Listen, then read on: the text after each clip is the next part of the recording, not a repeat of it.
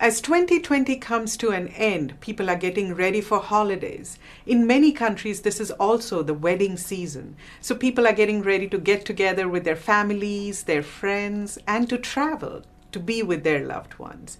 How can we ensure that we stay safe during these holidays?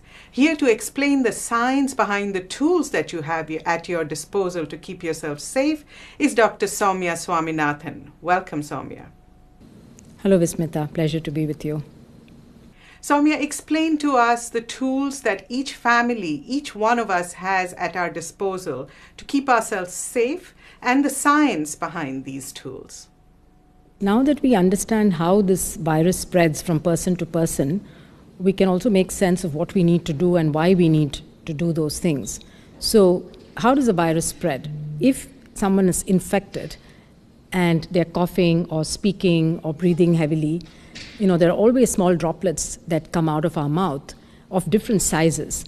And in those droplets, you can have virus particles if you're infected. So knowing that, the science behind it, then we can see, okay, what do we need to do? We need to keep a physical distance from people, at least 1 meter, wherever possible, if possible more.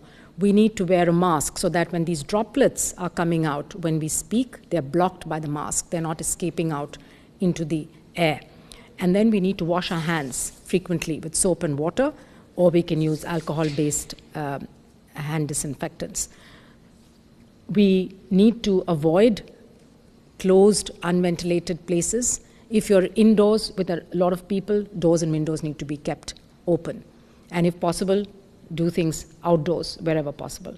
So if we follow these measures, then we can try to reduce or limit the amount of transmission of this virus. So during the holiday season particularly, when we tend to do these things, we tend to gather in larger groups, we tend to go shopping, we tend to go into crowded places, we tend to spend time together with friends and extended family, then that increases the risks of this virus spreading, and we need to make sure that we remember these measures that we have to take.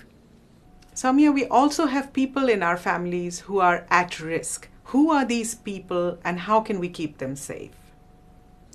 So we know that the people at risk of developing complications and becoming really ill from this COVID-19 are those whose immune system is weak. So this is the elderly. As you get older, your immune system becomes less able to fight infections. It's people who have underlying diseases like high blood pressure or diabetes or heart disease or chronic lung disease. It's people who are on treatment for diseases like cancer, which weakens the immune system. Also, obesity has been found to be a risk factor, of course, so that affects younger people as well. So when we think about our families, I think as we want to come together and celebrate the festivals, we need to think about who in our family is most at risk, whom do we need to protect. And while we want to celebrate with them, we need to reduce their risk. So it's the older people in the family, but it's also people with these underlying diseases. So one way of doing that is to have celebrations, but keep it within the members of a household, that are regularly living together and that are meeting anyway, and try to minimize gatherings where you have many different households and families coming together, because that always increases the risk of infection. In parts of the world where the weather is fine to have outdoor gatherings, that's safer than having indoor gatherings, but we also need to remember the physical distancing, the mask wearing, the hand washing. And if anyone is unwell, has a cough or fever, they should really not be going into these family gatherings. Is it safe to travel? And if one must travel, how can we make that journey safe? Yes, so the first question is to ask yourself, do I definitely need to travel? Is it a must? And if it is, then one has to minimize the risk.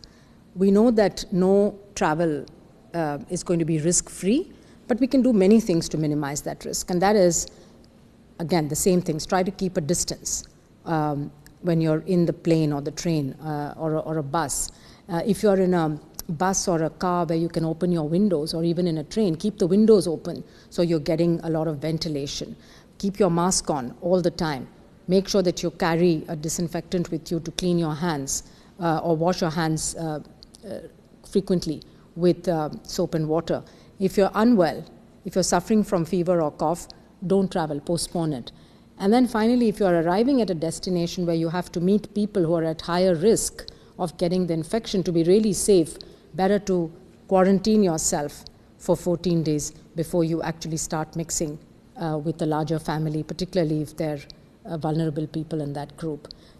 Thank you, Soumya. There you have it, WHO's Chief Scientist, Dr. Soumya Swaminathan, explaining how you can have safe holidays this season.